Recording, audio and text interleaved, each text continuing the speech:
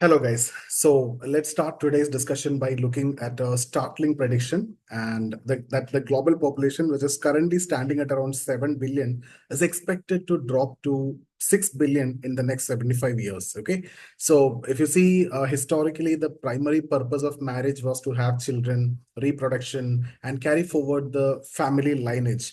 But things have changed dramatically with Gen Z, and many couples from this generation are choosing to remain child free. And what's the most common reason? The massive responsibility of raising child is actually the reason for this, and they want to be free, and the new generation want to enjoy the life. So they consider having a kid as a burden, and they don't want to take that responsibility. So today we will be exploring why this shift is happening and what it means for the society and how will it impact the society also. Okay, so let's take a deeper look into it. And if you see the changing perspectives on parenthood, now a significant trend we can see among this Gen Z couples is that the rise of DINKs, right? DINKs means double income, no kids. So both of them will earn and both of them will spend for their happiness, and there is no need to have kids and there is no need to have extra responsibility. And that's what you mean by double income, no kids family, DINK family. And these couples are financially independent. Both partners are working, but they prefer not to have children. So there is another interesting trend, that is pet parenting. And many couples are choosing to raise pets like dogs and cats instead of children. So one key reason behind this shift is the breakdown of traditional joint families. So you can see traditional joint families or extended families, they have that value, right? And the obligation to family, the commitment to family, but that has been lost over a period of time. And especially when it comes to this Gen Z kids, that's no more there, and they don't want to take such kind of responsibility. So if you compare with the past, child rearing was a shared responsibility among the family members. But today, with this nuclear families, this burden rests solely on the parents. Earlier, the grandparents, grandmother, grandfather used to take care of the children. But now, because of the exigencies of work, you stay as nuclear family. You might be staying in the urban area, but your parents might be in rural area, and now you are solely responsible for maintaining the children, and that's create a lot of issues. Okay, so that's the reason. That's one of the most important reason. Now again, apart from that, if you look at economic challenges on raising a children, so that is again very important. The economic side is obviously the most important aspect. Now raising a children, especially in urban areas, has become incredibly expensive, right from food expense, the other expenses, and the schooling and everything is getting very, very expensive. And see, vaccinations, health needs, basic needs, the dress and everything, the prices have skyrocketed, inflation is going up, and then that is making it very difficult to raise children. So housing costs have also increased, and in cities like Mumbai, Delhi, Bangalore, residential prices have increased by 45% in the last 5 years. And combine that with the job insecurity. Right now, when the competition is high and AI is coming, there is a huge amount of job insecurity also, and there is a unemployment rate which is increasing over a period of time. And we begin to understand why many people are hesitant to bring children into the world because of this. And the economic instability is a key driver of a child-free trend. So now it's more of a burden, and no one want to take up that responsibility, especially in the urban area, and they prefer to have the DINK family, the double income. Even that also is not enough actually for their lifestyle in the urban area. Now, moving on to the next slide here, fear of economic instability. That I've told you already, insecurity already there. Financial insecurity is a major issue for Gen Z. And according to recent surveys, around 51% of Gen Z workers feel anxious about their job security. Okay. And this fear is, the fear is mainly if they take time off to raise a child, then they may lose their job or sidelined. They may lose the promotion. They may lose the opportunities, right? So that's why they don't want to spend that extra time, and they don't want to take that extra burden. So this leads us to the concept of, maternity penalty. So where having a child can severely impact the career growth, especially for women. And the rising cost of living is also very important, combined with the stagnant wages. The wages are not increasing, the way inflation is going up, and that makes again the child rearing an even greater challenge for today's generation. Okay, now next is the social and psychological factors.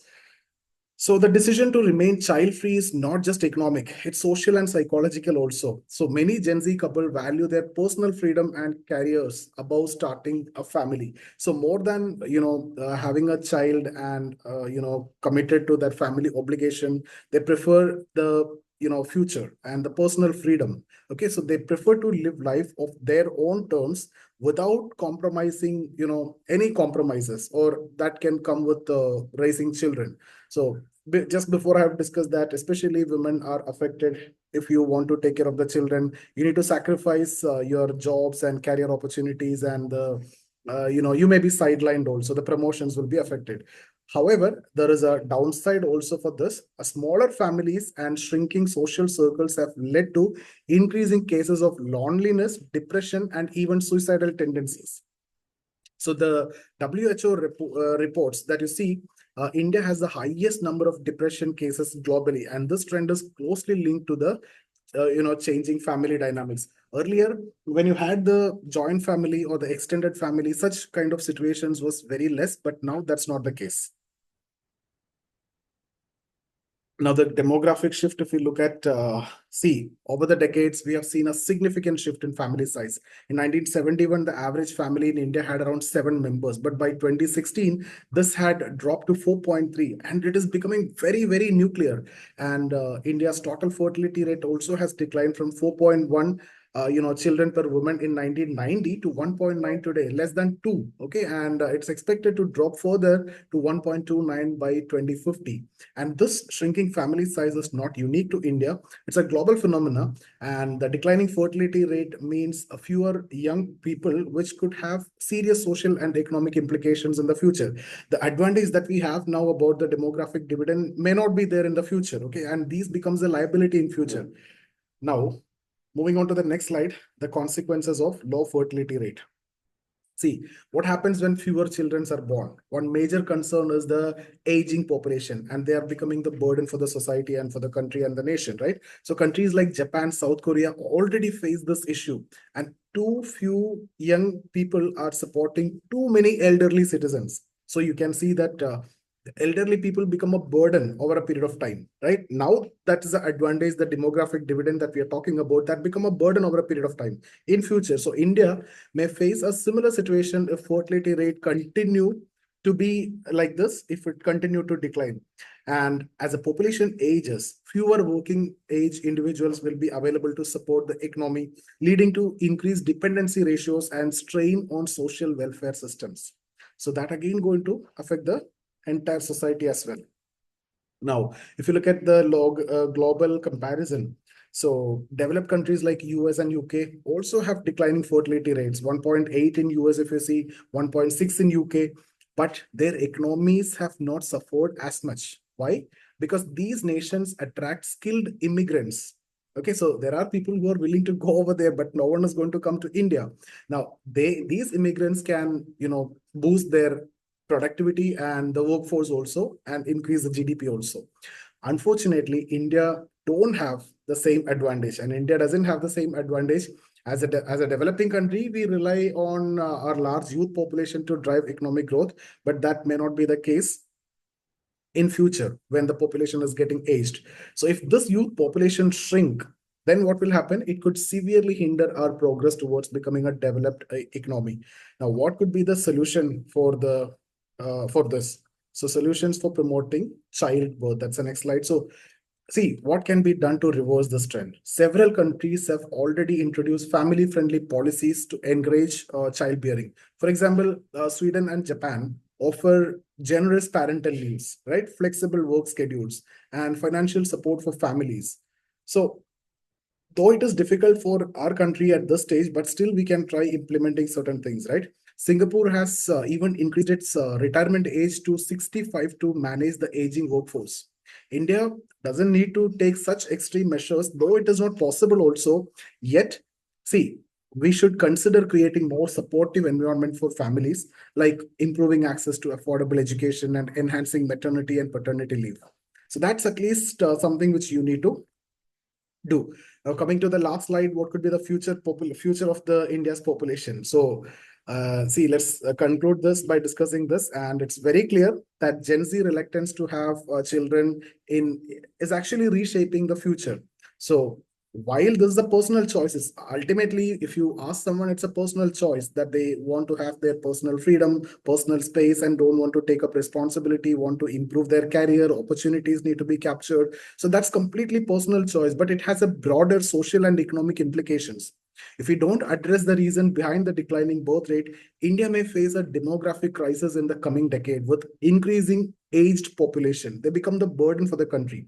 So we need to strike a balance, creating conditions that allow young couple to feel supported in raising families while ensuring that the country's economic growth remains stable. So that's all about this session. Thank you for attending the session. See you guys in the next video.